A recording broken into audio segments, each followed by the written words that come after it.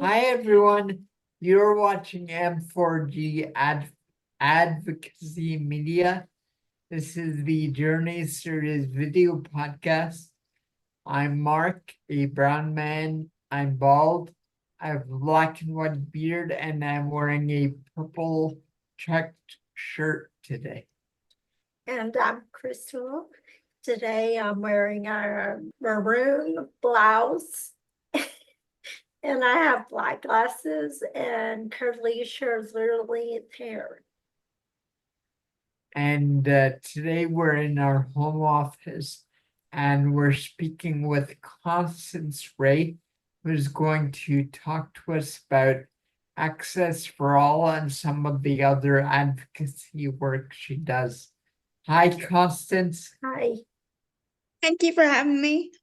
Personal description. I am a blonde woman wearing glasses and a pink shirt. So, just to get started, I've been asked to share a little bit of my background. I think the best place to start is I have cerebral palsy. This is a lifelong condition.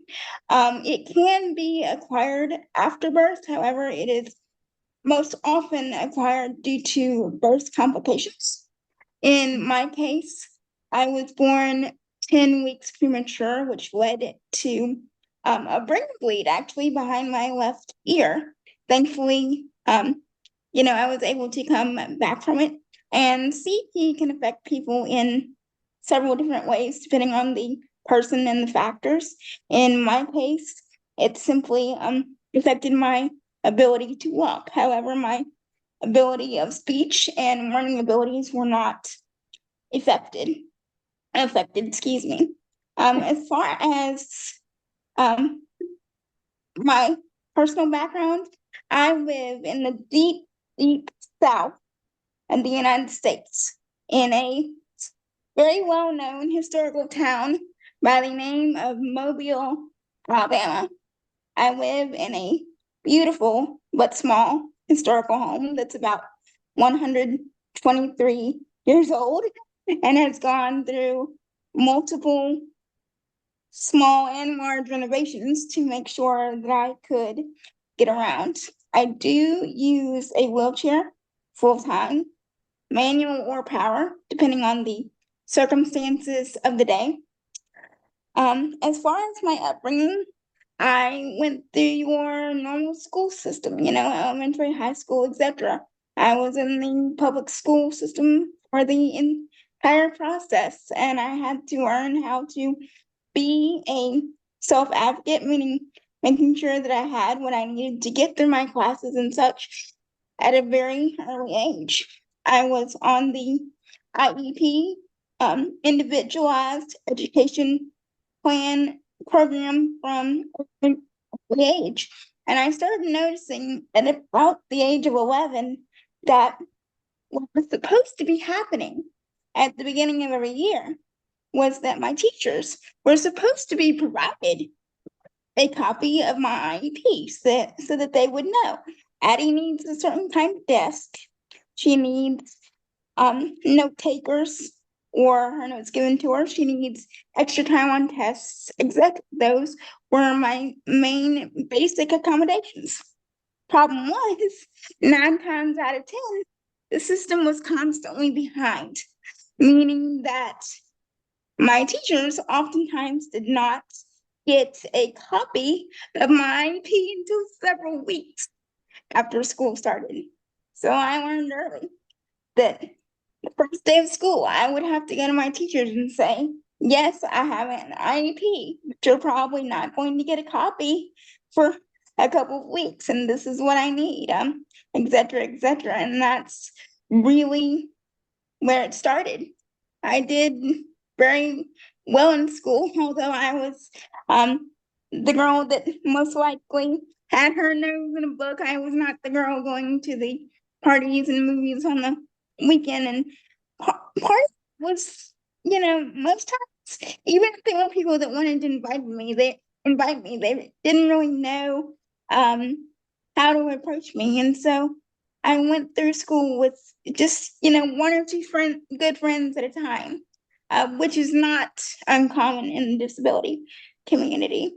That said, I graduated high school with honors, had state and scholarship funding lined up for college. I did 2 years at a very well-known college in the state of Alabama, the University of Alabama. In 2014, I enrolled in their new college program, which for those of you that aren't familiar with that university, it is their interdisciplinary studies program, where a student can basically design their own degree. I did very well my first year, but then my second year, things started to go downhill. Due to things related to my disability catching up with me. In order to maintain the funding that I was getting from the state and my scholarships, there were rules that said I had to take a full-time load, which for those of you who don't know, a full-time load at the time was 12 credit hours per semester.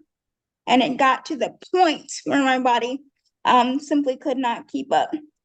Couldn't sleep properly, couldn't eat properly. It was very bad. And so, long story short, my grades plummeted, which meant my funding went out the window. And so I was forced to move back home, which was not a pleasant conversation to have with my mother, who had raised me as a single parent.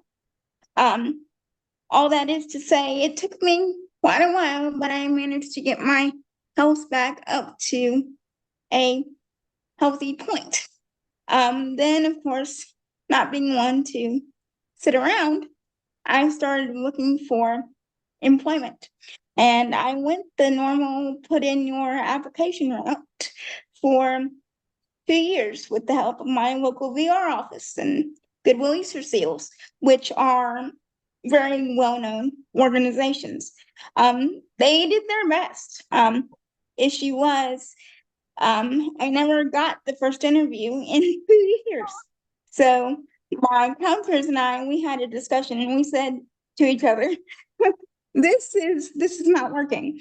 So, we need a different route. And, I started talking to them about my goals. And for me, the idea of sitting behind a desk 40 hours a week, minimum wage, and disability checks and all that sort of thing, we just knew it wasn't going to work long term. So they said, well, you've already got the life experience living with a disability, and what you want to affect for the better in the disability community. So why not put that towards an entrepreneurial venture? And I did. And that is where the company I have, Access for All LLC, comes from. And through Access for All LLC, it is a consulting company. And so basically what I do is I do a lot of keynote speaking about what the ADA, the Americans with Disabilities Act is, why it is important, how it works. I go to businesses that hire me to do so and look at their facilities from parking lot on up and say, this is what you need to change in order to make sure that your facility is accessible, that your programs are accessible. I really like working with businesses that are just getting started, because it's a whole lot easier to take care of those sorts of things up front than it is on the back end. Yes. So, You- that, go ahead, I'm sorry. You had mentioned that you live in a historical home, and I know certain cities, especially like Mobile and other cities around the South, you have a lot of historical homes. And I'm wondering what kind of experience was it with, say, the Historical Society or whoever Oh, Does goodness. runs the show around there. I'm wondering what your experience was in trying to make your home accessible for you who lives right now, and honoring or dishonoring people that died over 100 years ago. Yes, that's very interesting that you should say that. A lot of the renovations that happened to this home for accessibility purposes happened when I was very young. So my mother handled the logistics. Nonetheless, there are stories she told over the years that I have picked up, and one of the biggest ones that you brought to mind with that question is the ramp that is on the side of my house.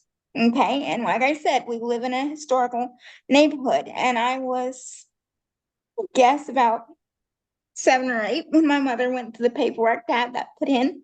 And at the time, I had just had a major surgery on both my legs, and the casts were up to my hip, and the legs had to be kept elevated.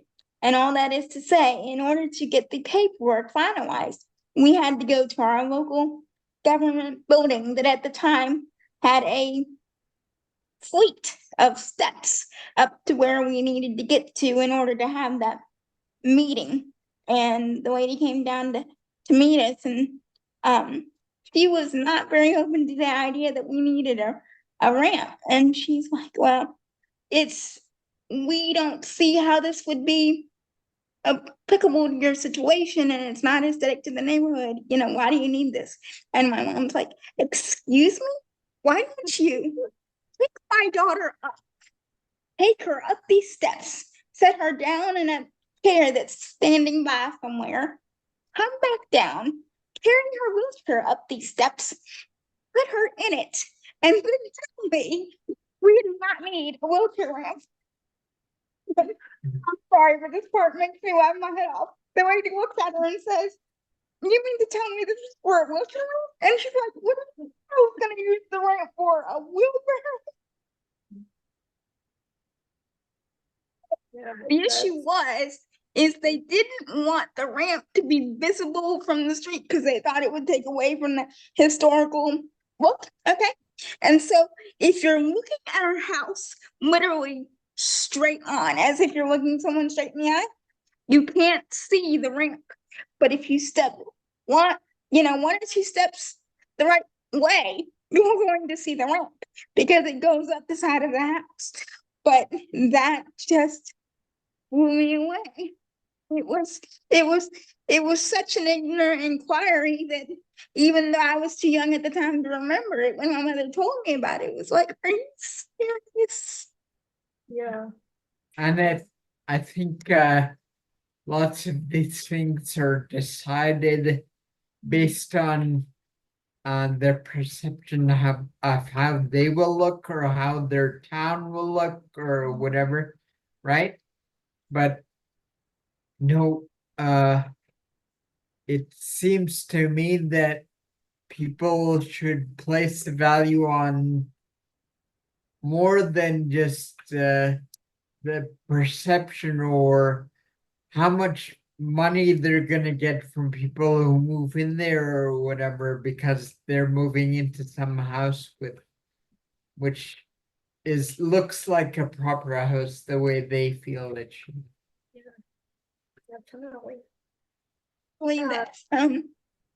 What you brought up about how much money they're going to get if somebody moves and another person moves in, that is a big controversial point, especially in rental units. Okay, but what people don't realize is that if you make them accessible up front, you're going to make money in the long run, because then when one person moves out, you can literally rent it to anybody that say doesn't have a criminal record but might happen to have a wheelchair in tow. So Right.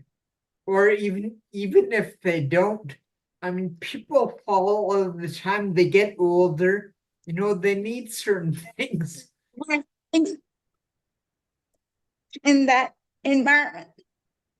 not only that, but the argument, if you're moving furniture in and out, you're gonna need, what is that called?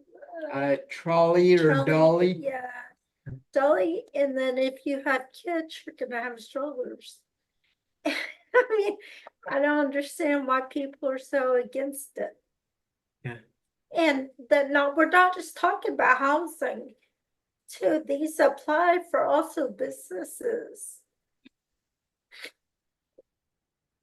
It is a big issue with businesses. In fact, the main focus in my business itself is Title III, which covers access to public accommodations, which includes your restaurant, hotels, golf courses, pretty much anywhere that the public would go to spend their money. And what people don't realize is, we'll use a simple example. You own a coffee shop, okay? And you have X amount of customers going in there day in, day out. Okay? Well, imagine if you had someone standing at the door, literally turning away every fourth person, excuse me, that tries to come through the door. That's basically what you're doing. If you own a business facility that is not accessible, and depending on the scope of your business, meaning the size of your business, you could be losing anywhere from thousands to millions of dollars. And all these, I mean, these things, these effects that we feel as people with disabilities, or these perceptions that people without disabilities have who may own businesses, they're all propagated by, so there's this perception that's goes back a long time that maybe disabled people with disabilities can't work, therefore they can't earn money, therefore they can't go out and buy stuff, right? Right. But what people fail to integrate into that understanding is a lot of the obstacles we face are imposed not by our disability, but by the society in which we live. So, the business that you have and the policies that you're trying to encourage people to abide by, is very admirable. And, we appreciate it as who we are, but also the entire disability community. I mean, if we can help people understand that are not disabled, if we can help them understand that just how the world is set up and the different things that we're trying to eradicate and different diseases and stuff like that, and then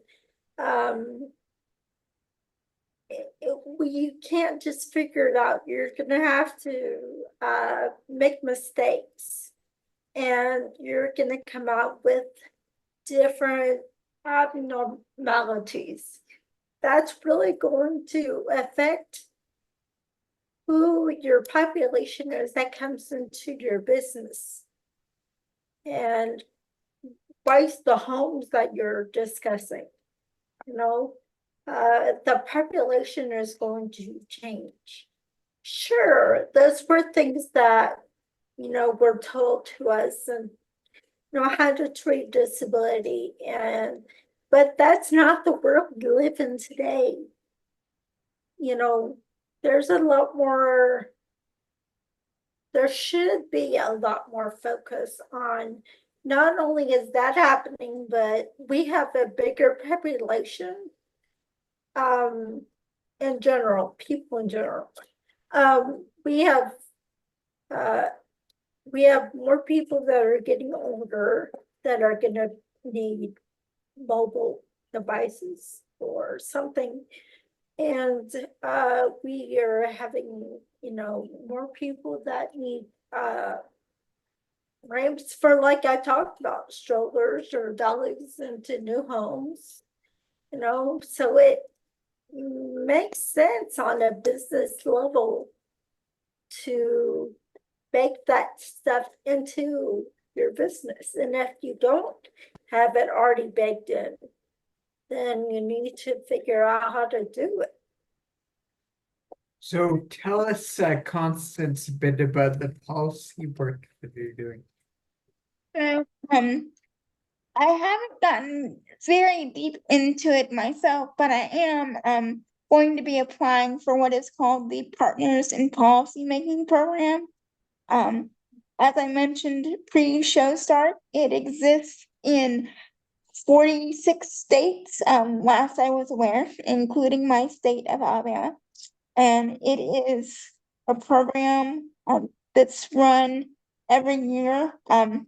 Each term lasts about 6 months, give or take. And it is specifically geared towards helping people with disabilities and or their family members learn how to communicate and work directly with policymakers that are currently in office in order to effect and improve policies that directly impact the disability community. One of the policies that I'm very passionate about improving is disability benefit eligibility, because as it looks now, in very simple terms, there is an income limit that a person that receives disability benefits can make every month. It varies slightly from state to state, but it hasn't really been allowed to change since about the 1980s. Okay. In the state of Alabama, the limit is $1,200 a month, meaning without certain protections in place, which I have taken steps to put in place. If a client were to write me a check tomorrow for, say, $3,000 for a contract, without my protections, I would lose my disability benefits. This would be a disaster, because those disability benefits include my medical insurance, which pay for vital surgeries, which help me maintain my health. And I understand why there has to be some sort of regulation of eligibility benefits as to who gets disability benefits, because they don't want people stealing this money from the government. And they have caught people, unfortunately, in the past, faking disability and thus stealing from the government. It is a problem. However, I really do think that they shouldn't base whether or not somebody is eligible on such a low income cutoff. What they should instead base it upon is diagnosis. Now, I understand that there are several issues that exist in our healthcare system which make diagnosing quite difficult. But I do believe there can be work done to improve our diagnostic system, and therefore, if someone has a permanent disability, such as myself and millions of other people in this country, there should not be this fight of, oh, she makes, a decent income, meaning she doesn't need medical assistance.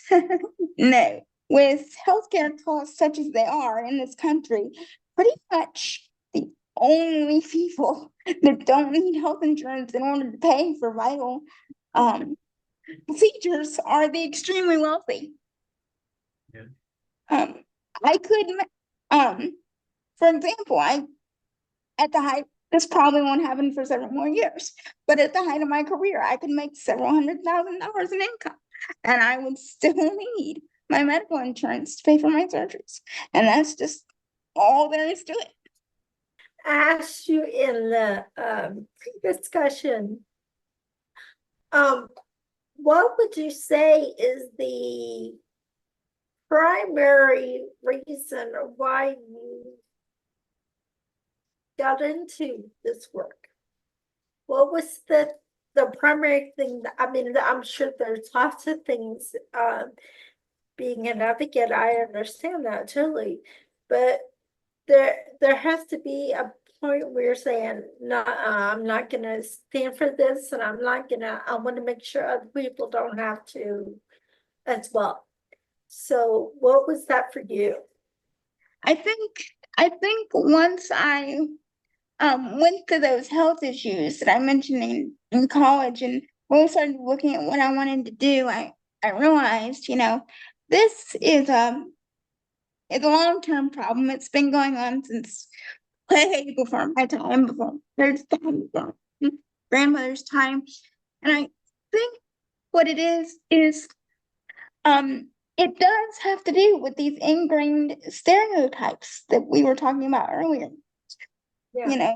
We can't handle ourselves. We can't get an education. We can't get a job. If that is such baloney, there's not another word I could use that would be considered decent for a large viewing to describe how wrong that is, because you were talking about yes, we can get an education, yes, we can be employed. Okay. And there are people at the highest levels of business, of government, that happen to have disabilities. I don't know if he's still living or not, but I do know at one time we had a congressman who is completely paralyzed. Okay. And there are business owners whom I know of that their companies are worth upwards of $1 million. And there's a particular one that's set up in Boston. She started her company because, like me, she was rejected from every conventional job offer that she applied for. And her company is now worth over $1 million. And she ships both in the US and Canada.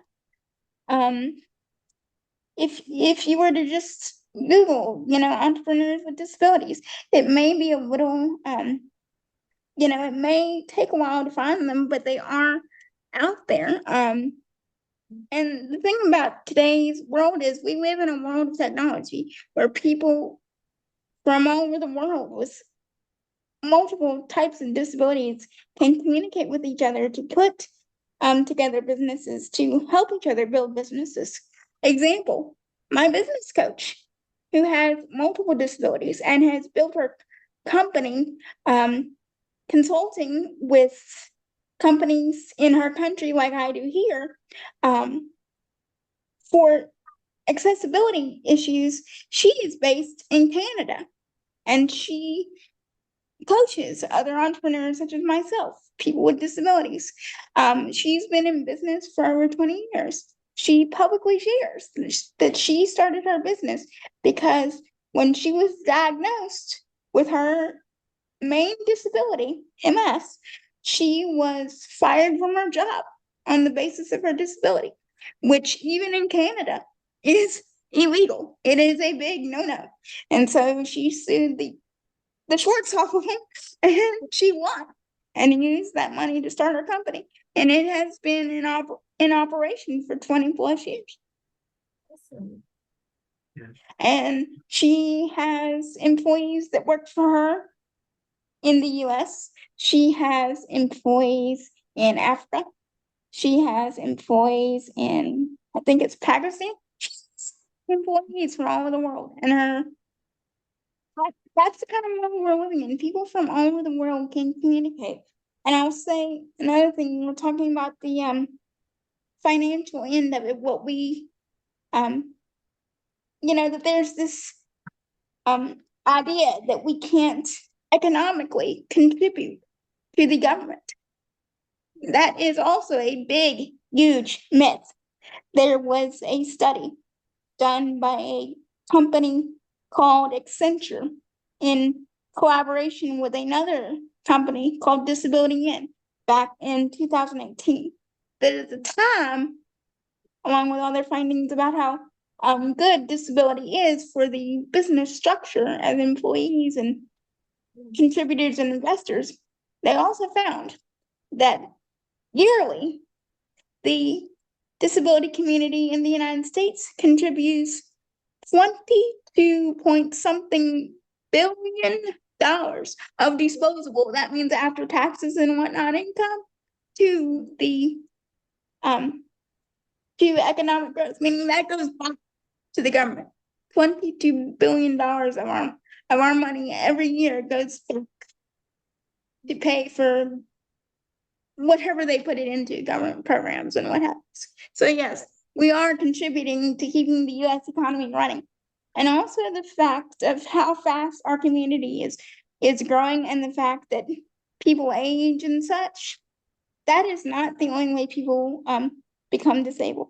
As I said earlier, birth complications, which happens to be my factor. There is also, of course, the aging factor. There is also simple accident. Person could be, say, cleaning their gutters or doing something on the roof of their house. Kabloom, off the ladder they go, and heaven hoping they survive, they could be left with permanent disability. There is also the factor of, unfortunately, being in the wrong place, wrong time, completely innocent, and unfortunately being the victim of a violent crime.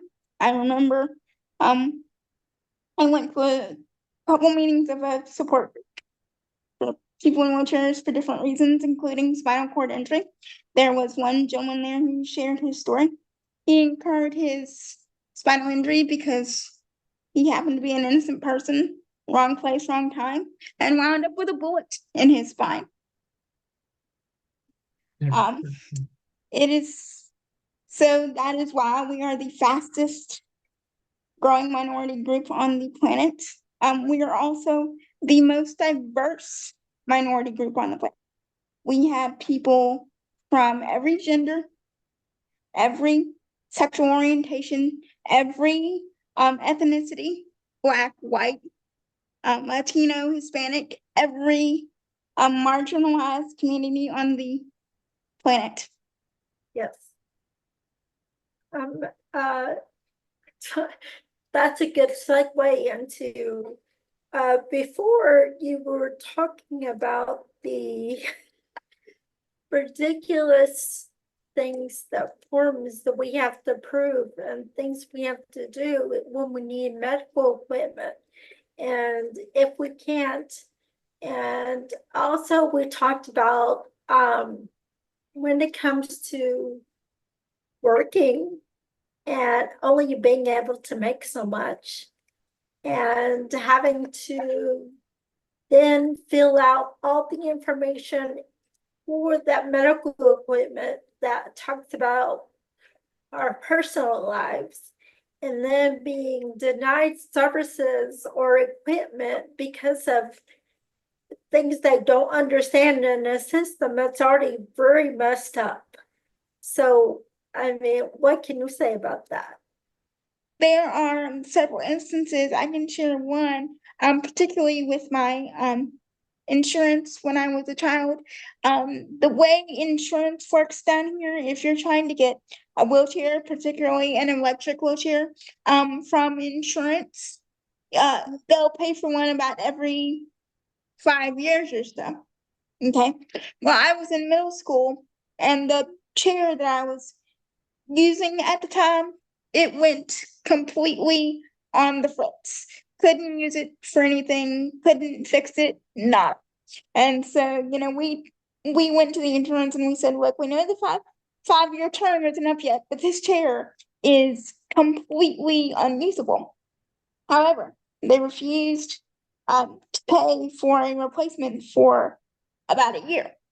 And in the meantime, I was put in a chair that was not orthopedically correct for me. It was basically one of those chairs that you see when you're being pushed out of the hospital after a procedure. You know, no support, no nothing. And from being in that chair for about a year, my spine was completely messed up. At the end of that year, I was having so many health problems that my pediatric orthopedic doctor did an x-ray of my spine, and it literally, I don't know if our audience can see this, but it literally looked like a C. It looked like a horseshoe, and my lungs had been basically pressed up against my ribs. It was affecting my breathing, my oxygen level. It was a mess. And the only way to correct it was to do a several-hour surgery to put rods up my spine. Now, from what I understand, that surgery wound up costing somewhere in the neighborhood of $60,000 to my insurance. And then, of course, I'm not sure if our audience is aware, but wheelchairs can cost anywhere from the neighborhood of, if you're getting a manual chair, say about 5 to 10K, and if you're getting a power wheelchair, it's usually these days in the neighborhood of 30,000 plus, meaning they basically wound up having to pay for both a $60,000 surgery and a $30,000 chair. When if they had just replaced the old chair when it went out, they could have saved themselves $60,000. Right. And not only that, but the fact that you were still a young and sounding Texan here, is even a worse scenario because you're still your bones are still developing. It's still growing into who you're going to be as an adult. And so I would think that it would be something where they worked a lot harder to make sure that you had what you needed. Not that it's any excuse to not have adults have what they need medically, but I would just say, as an insurance company, there's, why that doesn't make any sense at all. And this says more about them than anything else. Say, for a little bit of time context, that particular episode happened the last year that I was in middle school. And I remember that quite clearly because I was in the hospital over the 4th of July that year having that surgery done, and I started my first day of high school basically just a little less to a little over a month. Can't remember the exact dates, but literally within a month's time span of that major surgery. And you can bet that I was still in a heck of a lot of pain. And just it was one of those memorable days because my first day of high school, the accessible school bus with the wheelchair lift came to get me, and the wheelchair lift for that bus broke down in our driveway, which meant that I couldn't get on that bus in my car chair to go to school. And at the time, my mom did not have a way to transport my power chair safely. So in order for me to get to school, because I was determined not to miss my first day of high school, we had to get me in my wheelchair, get me in the car, and then get me to the school. And my mom, before we left the house, called the high school and said, "This has happened. I have to bring my daughter in my manual chair. As of right now, she cannot propel herself in her manual chair because she just had a major surgery. So I'm going to have somebody push her around." And they did. They got one of the guys from the football team to push me around for like a week until the school system could fix that. But really was a weird situation because that happened not only one year, but every year that I was in high school, first day of school, I broke down. I don't, there was something going wacky in the fabric of the universe. No, no, What? it's so But funny. It's just funny that it's so common. Yeah. It's ridiculous, kind of funny. Yeah, it is. I was wondering if we could maybe talk about sort of the diagnostic requirements for somebody going on SSDI or some form of government assistance. The and that potentially being taken away if, say, you happen to gain some employment that pays you a bit more, right? That the trouble I find with using diagnosis as sort of a foundation for deciding whether you qualify or not is some of us with rare diseases, number one, it's not easy to diagnose. And that's if you're blessed to be in a location where doctors actually know what they're doing. If you're in a small town where there's only a handful of doctors and none of them has any clue about what you're going through, you're gonna have a tough time even being believed by the doctors. That means you're not gonna get diagnosed.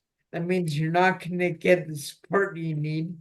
Or the Okay. equipment you need, Yeah. because, yeah, it's a whole, And the other problem with diagnosis I find is that so let's say you've determined through your life experience that you need this certain thing for therapy reasons or simply to make your day less anxious, stressful, or whatever. But because some doctor in an office who doesn't have the disability himself has or herself has deemed it unnecessary for your disability, they don't have to.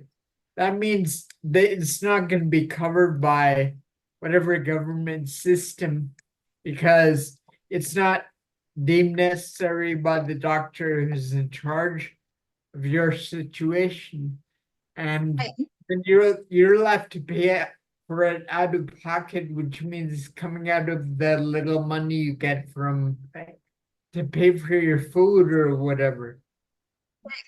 you're exactly right, and that's why policy in both policy that pertains to both how eligibility is decided and how diagnostics are decided is so important.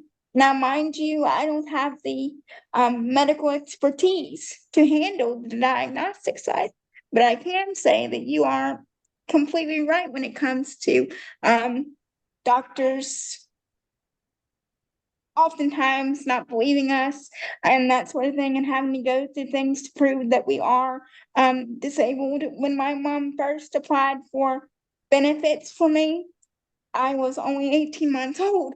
So of course I could not do it myself, but she got this huge packet of stuff she had to fill out and take to a meeting. And she did. But there is a funny story behind it. At the very top of this packet that she got, there was this bright pink piece of paper that had the letters printed out big, bold, black. And the only reason I know this is because she told me when I was older that said, if you cannot read this, get a friend or neighbor to help you. And my mom's like, well, if I could, that certainly isn't gonna help. But anyway, she filled it out and she took it to the meeting and she put all the diagnostic stuff and paperwork and what have you down in front of the worker handling that application. And the lady said, what's this? And my mom said it was the stuff that I'm legally required to bring to obtain benefits for my daughter. And the lady looked at her and she said, and you actually brought it? And my mom's like, yeah. And the lady's like, wow, because 9 times out of 10, people don't bring it. They get mad at us and then they sue us. to force us to give them benefits anyway. But then after that, for several years, when it's not uncommon to go to your doctor to have a yearly checkup. Just in general, those are recommended. Well, I have to go every year either way to prove that I still had my condition in order to keep my benefits. So you are right that there is a big issue with that, and there is a big trend on social media, which is a major way of how people communicate. And there is a major trend in the disability community that is basically urging doctors to understand that we are not disputing the fact that they went through the multiple years of college in order to get their degree. But there is stuff that they don't teach these sorts of things to doctors when they're going through medical school. There are things to do with disability that they do not hear about unless they decide to go into it as a specialty. In fact, I'm due to have a very important surgery later this year to have an implant replaced that most primary care physician and even pain oriented physicians do not know about. It is handled through the pain management factor of the medical system, but not even most pain management doctors know about it. I went to my new specialist back in June, and there was only one nurse in the office. Registered PA, physician's assistant nurse, who knew what I was talking about, what companies it comes from, and the fact that, I needed this done when I needed it done, or there was going to be medical repercussions to my body. So luckily that paperwork has been started and is being processed, and, so I can have the surgery on time. But that is a problem.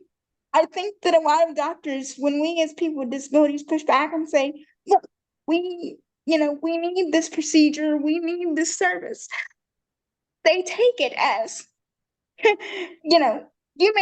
take it as a saying, you may be a doctor, but we don't respect your authority. We don't respect the training you got. And that is not what we're saying at all.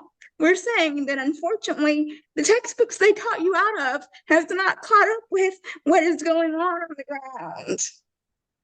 Not only that, is the textbooks that taught them about disability or disease or chronic illness were not written by people going through those conditions. Exactly.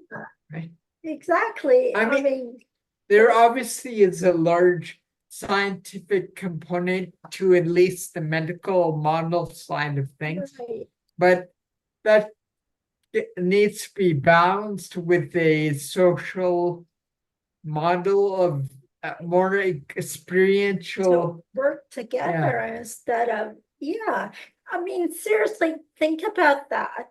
Was anything taught to anybody in older generations that was inclusive, that taught good things about disability, or did they try to hide them away and try to give them crazy harsh treatments?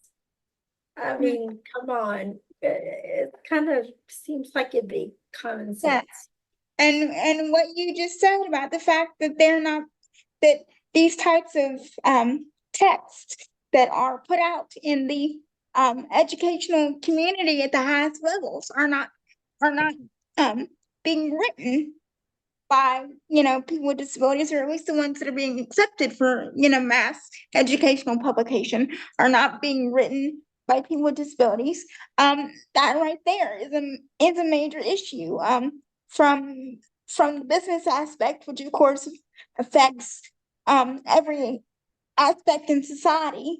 I have been pushing for at least the basics of what the ADA is, what the disability community is, all that stuff to be included in your basic business programs. They teach them, make sure you have your structure in place, make sure you have your lessons in place, make sure you have your financials in place, but all that basic stuff. But they don't teach them even at the college level. As a matter of course, you must understand that disability is a vast interdisciplinary field, and it's growing, and you can't get away from it. And this is what you need to do just to understand the basics. Part of the reason is I think that in general society, and particularly those in high levels of power of society, they are afraid of us. Okay, because in the backs of their minds, they know we are growing. They know we are growing in financial power, for lack of a better term, slowly but surely. And it frightens them because they did work to get to where they are, whatever that high position that they are in.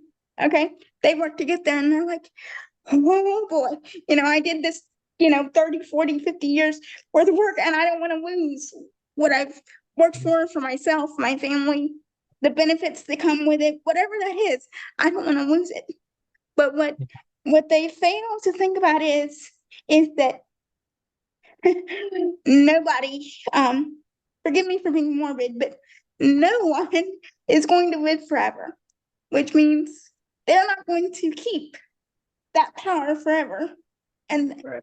and that is not me saying wishing that anything is going to happen to anyone, but eventually aging is going to take over, and if nothing else, death will come and the new generation will come in. And so the point of power, when you think about it from that standpoint, is okay, I've got to get this power, and then I've got to figure out how to keep it.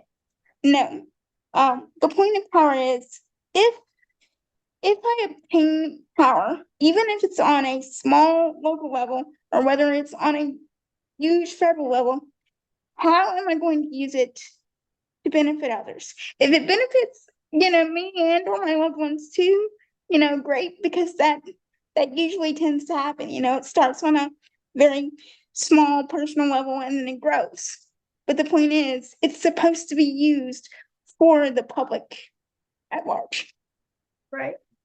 And then if we can also, we're talking about business and staying in power and things like that.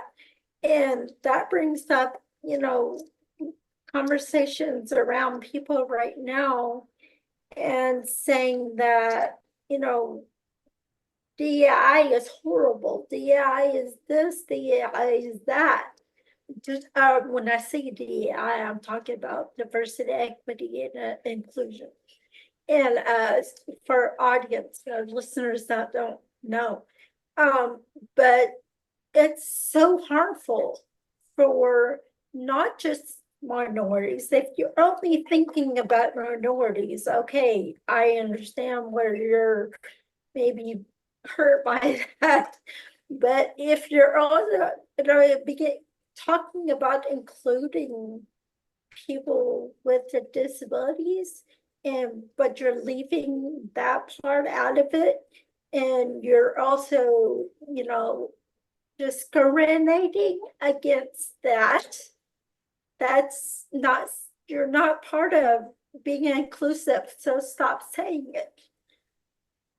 I Kind of think, sorry, go. I will say that since you brought up the DEI factor, mind you, I don't know all the ins and outs about how the very contentious views on DEI came about. But I will say that from what I can tell, from what I've read and seen, that the reason that contentious feeling about DEI came about is they're saying DEI is, all about race, and when it is brought up in the educational systems, which is really where this crackdown started, it tends to exacerbate racial tension issues. That was the standpoint of the people that are pushing back against the initiatives. That's where their point of pushback comes from. I do not agree with this for, all the reasons you said, in that DEI is not just, forgive me, but black versus white issue. No, it does bring in disability, Latinos, and everything I mentioned earlier. That's why there should not be this. Right, But it's a human issue. Yeah. Not, yeah. Yeah, we get stuck. I mean, everyone has their own group or tribe that they are part of, and people get stuck. DI is, it's not ideally supposed to. It's supposed to include everyone, and we shouldn't even be. I mean, we shouldn't even really be compartmentalizing like that as we tend to do. It's similar to the discussion we're having now on DI, and when you were talking about before about people being threatened, and Crystal and I certainly have talked about this a lot, where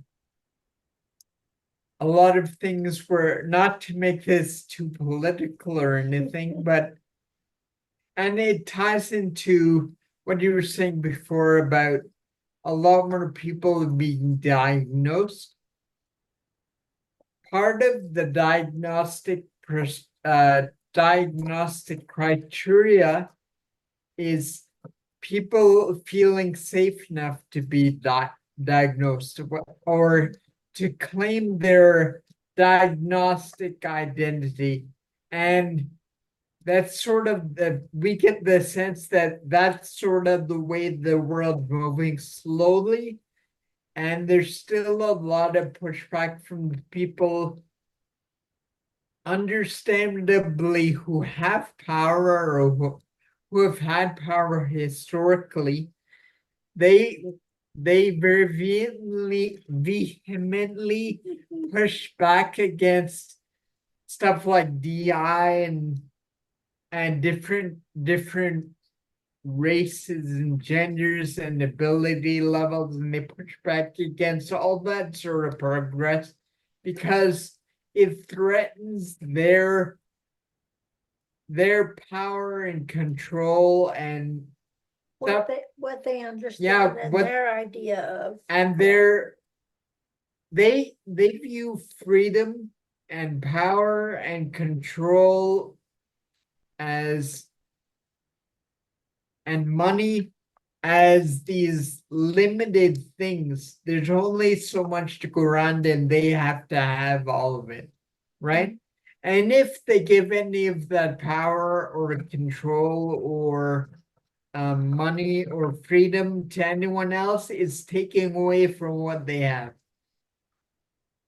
And that really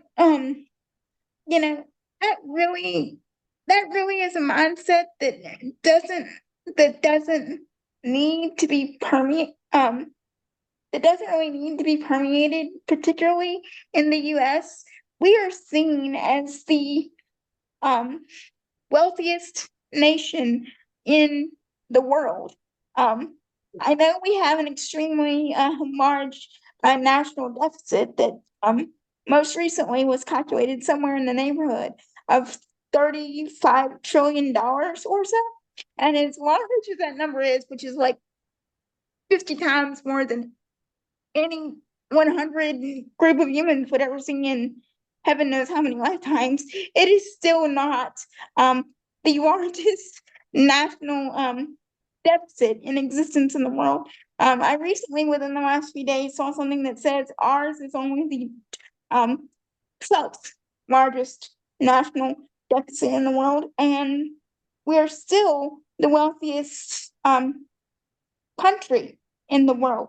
There are grants that are consistently being given out for projects to large corporations within this country, and for large community type projects within this country that hit somewhere around the neighborhoods of millions to billions of dollars for one grant. And I'm sitting here thinking, okay, if there are systems that can afford to give out those kinds of grants, why does it have to be so difficult to fund things like, better access to funding for accessible education, medical, housing, any issue that you can think of that, needs more attention and more care.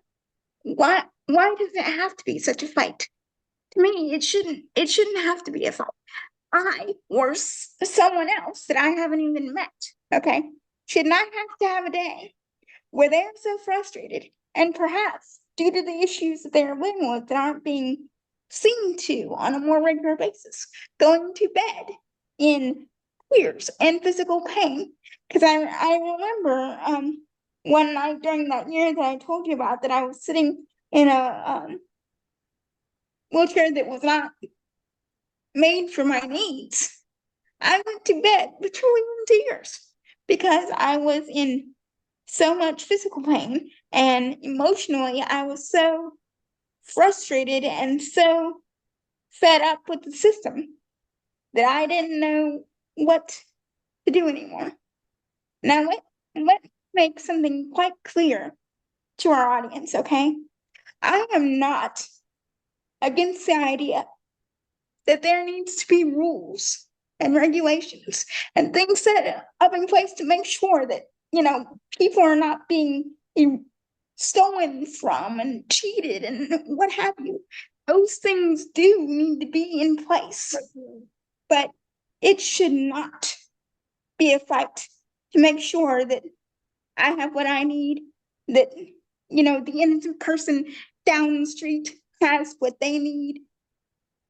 Let me remind everyone of something. We live in a country that is founded on the basis, okay, that is written in the document that brought this country into existence. All men, and in the 21st century, we recognize that phrasing as all people are created equal and endowed by their creator with certain unalienable rights, life, liberty, and the pursuit of happiness. And with all this fighting we've got about, are you eligible for benefits? Are you intelligent enough to do X, Y, Z? With people in the disability communities having to put up those fights every day, how are we going to pursue, life, liberty, and the pursuit of happiness? Because all those fights we have to do, that impedes our rights that are mentioned in the Declaration of Independence. That is why the ADA exists. That is why 504 was originally brought into existence, and all the other legislation that exists to assist the disability community. But with all this pushback, it's in direct what's what I'm looking for? It directly, thank you. It directly opposes the very work that those pieces of legislation were meant to do. And it's a country that markets ourselves as a free country. We don't need that. I think the problem is that, there's no problem between us seeing that in the way that it should be read as people everyone having rights and liberties, right? But the problem is, when it comes to large business owners or some people higher up in the government, maybe that are reading the document, they don't interpret it in the same way. They're they only interpret it according to the group they belong to, right? They're not really interested in the freedom of everyone else. I mean, they'll say that to get votes and or get people to buy products and stuff. But yeah. And I think, some of it we've identified here today, where people are afraid of losing power, so they're gonna distort the Constitution any way they want you to believe it is.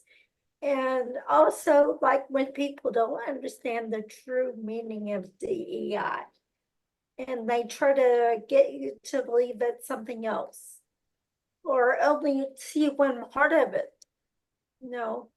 That there too is going to distort how people go forward with how they treat humanity.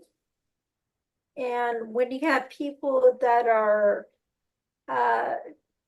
resistant to seeing those things and obviously want to keep the power or keep spreading those lies, that's part of the problem right there.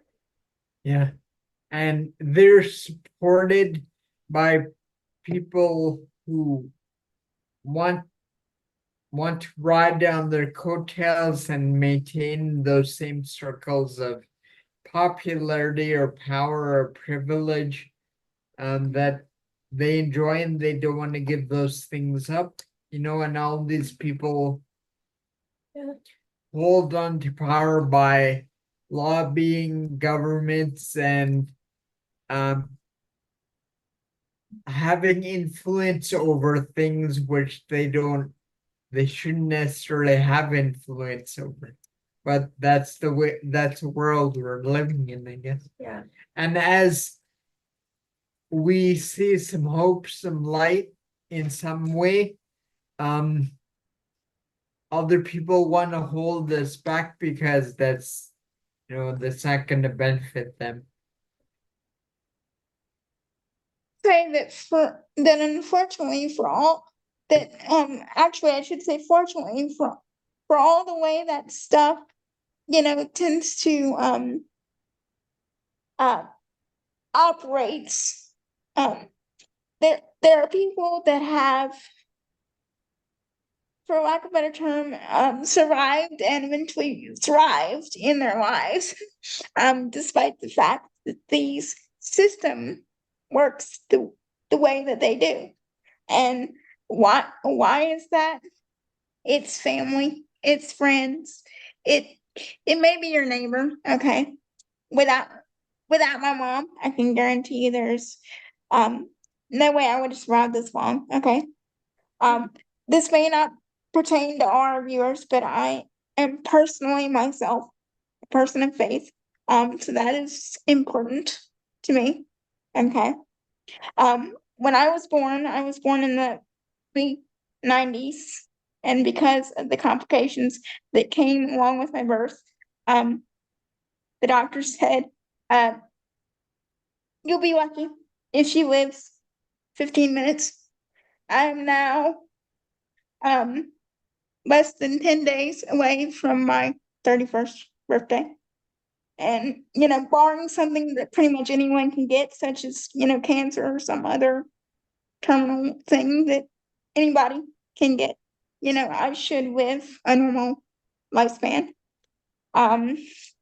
So, and there have been times where the unfortunately darker side of the system that we have been discussing, has basically emotionally driven me to my knees. But despite that, I I have a certain amount of education, which I am building on, because there are, you know, programs that exist with, outside of the, formal education program, like the Partners in Policymaking program. There are certification programs that people, that either can't afford or do not wish to go through, the formal college program, can go to improve their education and prospects. So, we may live under these systems, but that doesn't necessarily mean that we have to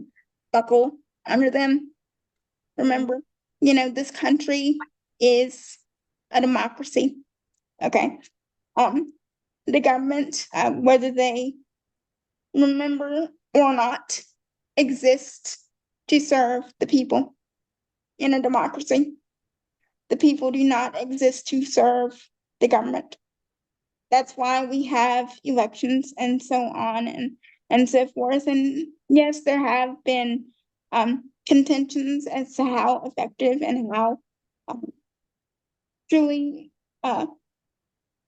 democracy driven our elections are, but that's why we have people within these systems that work every day to make sure, sometimes at risk to themselves, to make sure that they stay that way. Well, certainly we've had a very fruitful discussion today. Hopefully it's something we can pick up some other time. Yeah. It's For getting sure. quite late for us. Constance, thank you for being here and talking. Oh, before we go, one more thing. Is there anything you want to promote or talk about or let people know that you're working on? Yeah, there is something I'm working on with my business coach in the company that she runs. It's Strides and Paces, which is a program where she and I interview other entrepreneurs like ourselves with disabilities. That is actually being offered through her Patreon channel, which I can provide the links for. And I would also say there's something that I say at the end of those interviews when I'm recording them, and something that I put at the end of my social media posts, and that is I think it's 4-word quote or so that I came up with to describe my philosophy. And that is the phrase, disability comes with ability. I'll say that again for clarity. Disability comes with ability. That means you may have your disability, but that does not mean that you can't get an education, that you can't have a meaningful romantic relationship, that you can't have a job, that you can't volunteer, that you can't contribute to your community. Anything that someone else legally has the right to do, you legally have the right to do. And a lot of that, and there are a lot of things that are given to us through our I guess I can say struggles sometimes with our disability or with the world around because of the way that they perceive our disability. And one of those things is strength, and which normally wouldn't come our way if we were just not going through disability.